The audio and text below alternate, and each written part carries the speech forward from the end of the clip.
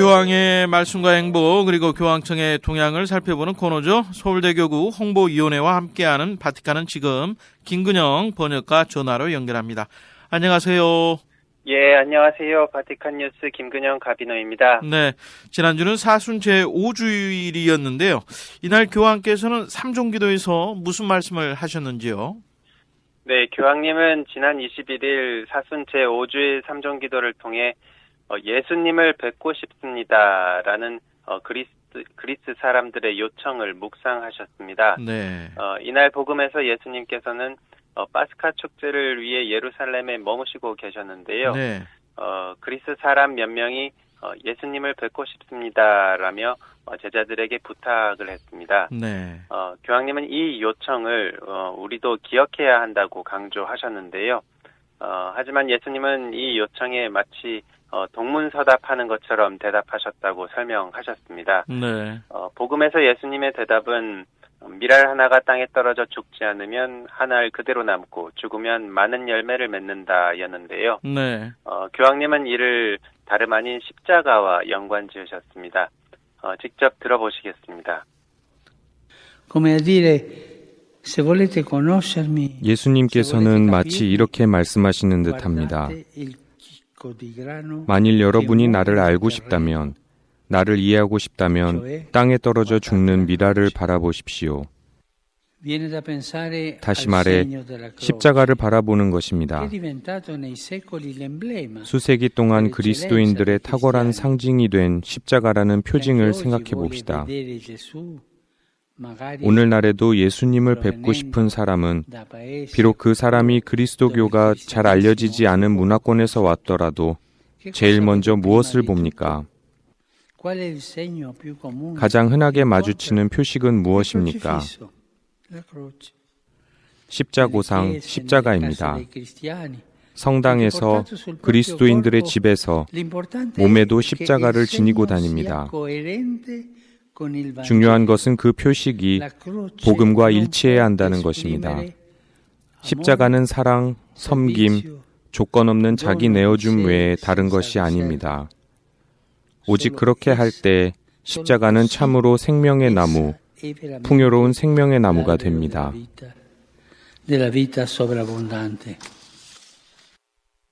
매년 부활 제4주일은 성소주일이죠. 성소주일 담화가 나왔다는 소식이네요. 네, 이번 제58차 성소주일 담화는 예수님의 양부인 요셉 성인의 꿈에 초점이 맞춰져 있습니다. 네. 담화는 세 가지 열쇠말로 구성되어 있는데요. 첫째 단어는 꿈입니다. 요셉 성인은 주저하지 않고 꿈이 이끄는 대로 자신을 내어 맡겼다면서 왜냐하면 요셉 성인의 마음은 하느님께로 이미 향해 있었기 때문에 하느님을 위한 준비가 돼 있었기 때문이라고 설명하셨습니다. 네. 그러면서 하느님이 부르시는 방식은 화려하거나 또 우리의 자유를 강조하는 방식이 아니라 작은 신호로 우리의 감정과 생각들을 섬세하게 어루만지시면서 이끄시는 방식이라고 말씀하셨습니다. 그러면은 두 번째 열쇠 말은 뭔가요? 예, 두 번째 단어는 섬김입니다. 섬김은 봉사이기도 한데요. 네. 교황님은 보상을 바라지 않는 삶을 요셉 성인이 살았다면서 하느님의 손이 되라는 부르심을 받은 모든 성소자들의 모범이라고 설명하셨습니다. 네. 그리고 세 번째 단어는 충실함입니다. 요셉 성인처럼 매일 충실하게 삶으로 하느님께 네라고 응답하자고 권고하셨습니다. 네. 아울러 이러한 충실함은 일시적인 선택과 또 사라져버리는 감정들로 상처 입은 오늘날의 기쁨의 이유가 된다고 설명하셨습니다. 네. 교황님은 이번 담화에서 요셉 성인에 대한 하나의 칭호를 이미 암시하셨는데요. 네. 성소자들의 보호자이신 성 요셉입니다.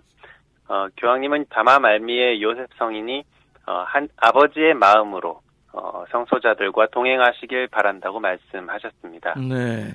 요셉 성인에 대한 중요성이 점점 커지고 있군요. 교황께서는 요셉 성인을 주제로 최근에 연설도 하시지 않았나요? 네, 지난 18일 교황님은 사도궁 도서관에서 교황 창립 벨기에 신학원 대표들의 예방을 받고 연설하셨는데요. 네.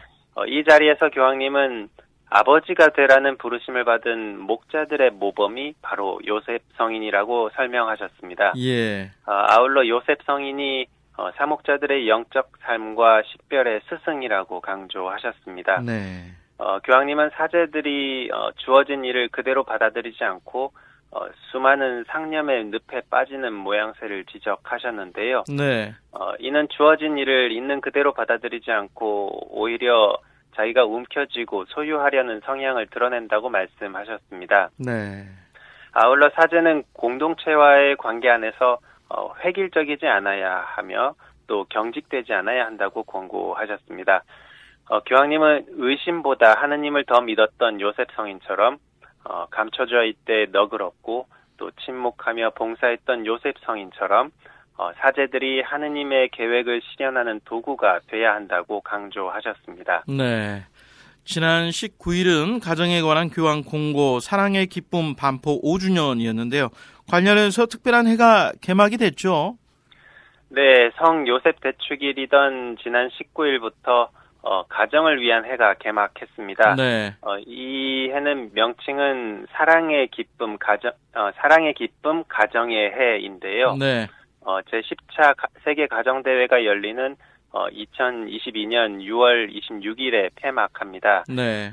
사랑의 기쁨 가정의 해는 이 해의 목표는 교황 권고 사랑의 기쁨을 성찰하도록 하는 것인데요. 네.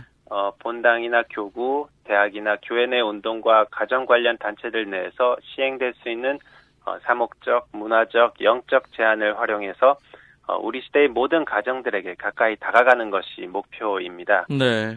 교황청 평신도와 가정과 생명에 관한 부서, 이른바 평신도 가정생명부 장관의 케빈 파렐 추기경님은 이제 막 개막한 이 가정의 해와 관련해서 가정을 대상이 아니라 주체로 생각하는 사고방식의 변화가 필요하다 이렇게 강조하셨습니다. 네, 가정에 할애된 해인데요. 주요 행사들이 준비되고 있는 겁니까? 네, 오는 6월 9일부터 12일까지 전 세계 지역 주교회의와 가정 사목 관련 단체들이 함께하는 포럼이 열립니다. 네. 이때 교황 권고 사랑의 기쁨이 실제로 얼마나 현실에 부응하고 있는지 살펴보는 시간이 될 것으로 보입니다. 네. 또 아울러 이번 가정의 해를 주관하는 교황청 평신도 가정생명부는 가정들과 함께 걷기라는 제목으로 12가지 사목적 제안을 제시했고요. 네. 사랑의 기쁨과 관련된 동영상이 총 10개가 배포될 예정입니다. 네. 그 밖에도 가정에 관한 행사를 지역교회 차원에서 꾸릴 수 있도록 여러 가지 자료를 준비하고 있다고 합니다. 그렇군요. 교황청이 동성간 결합을 축복할 수 없다는 입장을 밝혔다는 소식도 있던데요. 좀 가정의 해를 맞이하면서 이 부분을 어떻게 받아들여야 할까요? 네, 지난 15일 교황청 신앙교리성이 동성간 결합을 축복할 수 없다는 문헌이 회신, 레스폰숨이라고 하는 그 문헌 형태로 발표됐는데요. 네. 동성애의 옳고 그름을 우리가 논하기에 앞서 우리가 분명히 알아야 할 점이 있습니다. 교회는 성사혼에 관해 말하는 것이지 사회혼에 대해 말하는 것이 아닙니다. 네, 네. 교황 권고 사랑의 기쁨을 읽어보시면 아시겠지만 다양한 삶의 방식의 모든 사람을 환대하기 위해 교회가 두 팔을 벌리고 있다는 것이 중요합니다. 네. 사랑의 기쁨 가정의 해 기간 동안 동성 커플과 마주하는 전 세계의 많은 교구들의 목소리가 또 교황청으로 들어갈 것으로 보이는데요. 네. 이혼하고 재혼한 상황에 놓인 이들에 관한 문제를 비롯해서 교회는 여전히 이 사람들과 함께 걸을 것이라는 의지를 계속 보여줄 것으로 기대가 됩니다. 네. 아시아계에 대한 증오, 범죄를 규탄하는 목소리가 계속 커지고 있는데요.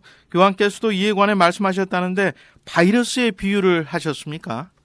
네, 교황님은 지난 21일 세계 인종차별 철폐의 날을 맞아 인종주의를 비판하는 글을 트위터에 게시하셨습니다. 네.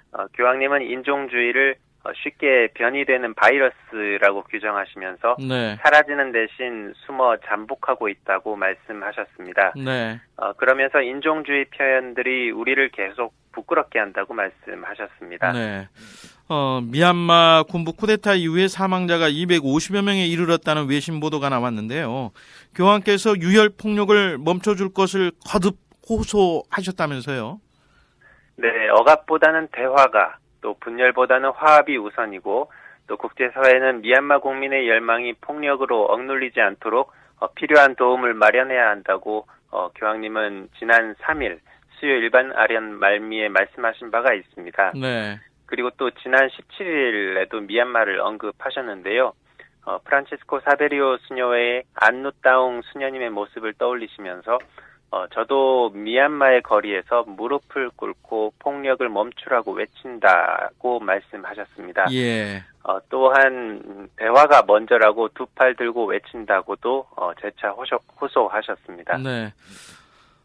교황께서는 수요 일반 아련에서 기도에 관한 교류교육 이어가고 계시죠. 이번이 26번째 시간이었는데요. 삼위일체와 기도에 관해 말씀하셨다면서요. 어떤 내용입니까?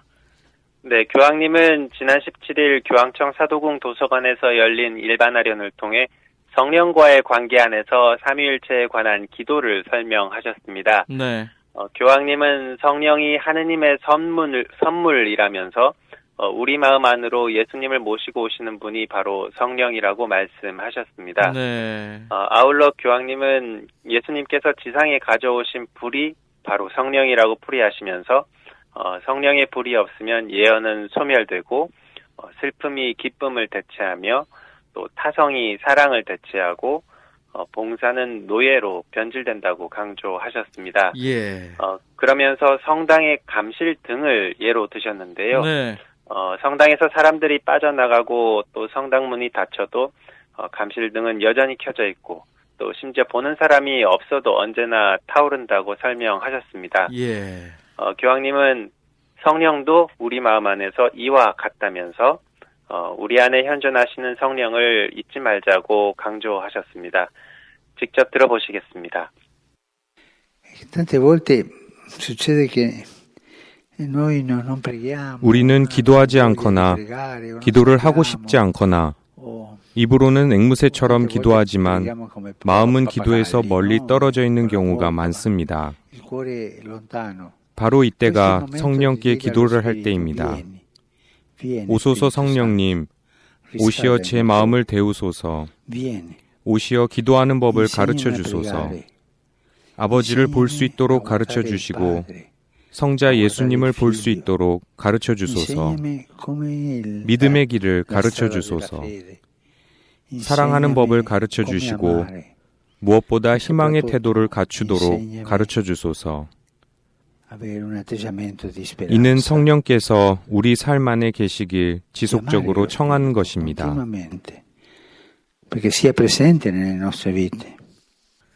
네, 교황의 말씀과 행보 그리고 교황청의 동향을 살펴보는 바티칸은 지금 김근영 번역가와 함께했습니다. 오늘 말씀 고맙습니다.